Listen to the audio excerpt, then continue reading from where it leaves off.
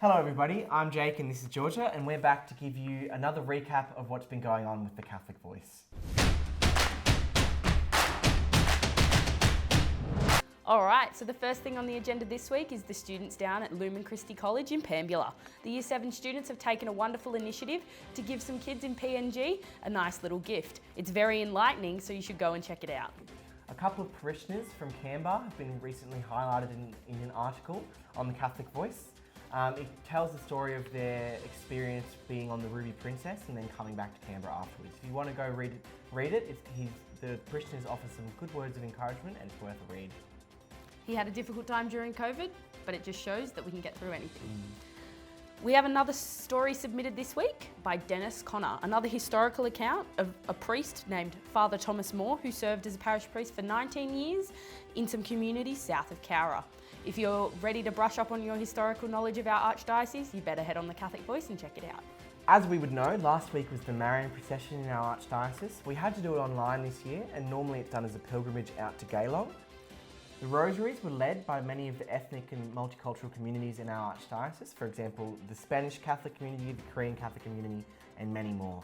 The Archbishop said that they are an emerging giant, speaking of the refugees and the migrants that are coming to Australia and assimilating in our communities, and they're really important to listen to and listen to the stories that they bring.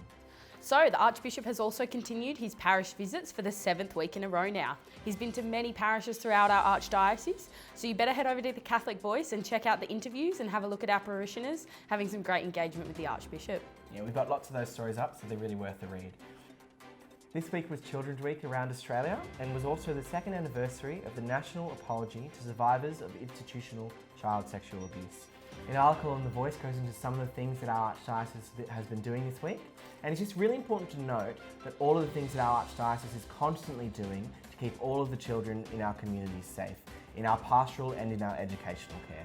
It's really important to recognise that child safety is everyone's responsibility. The Vicar General's been busy this week making sure that we can all get to our Christmas masses. He sent letters to the New South Wales Premier and the CMO of the ACT.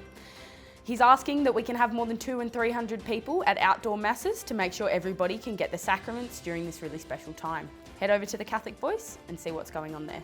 The faithful down in Melbourne have been asked to pray for and send letters to their local members. At the moment, only 20 people are allowed to attend the celebration of the Mass, even in some of the largest churches in that archdiocese. It's really important that the lawmakers down there gain a really good parity to give the churches equal representation. In other news, a new chair has been elected for Catholic Social Services. Francis Sullivan has already served many significant roles in this area. There's an article on our website and you should go and check it out to see what's going to be happening in the future with our Catholic Social Services. Just to finish up this week, we are bringing back the print edition of the Catholic Voice for the first time since March in December.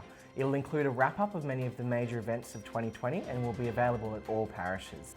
So this Adore book is a must-have for Advent and has been provided by the Diocese of Wollongong and is available for $5 at the Catholic Bookshop in Monica. It's got really good reflections for every day of Advent and is really, really worth having, so go check it out at the Catholic Bookshop.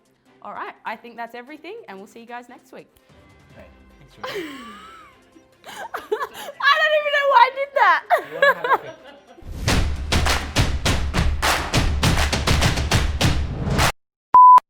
Jake and Georgia not included.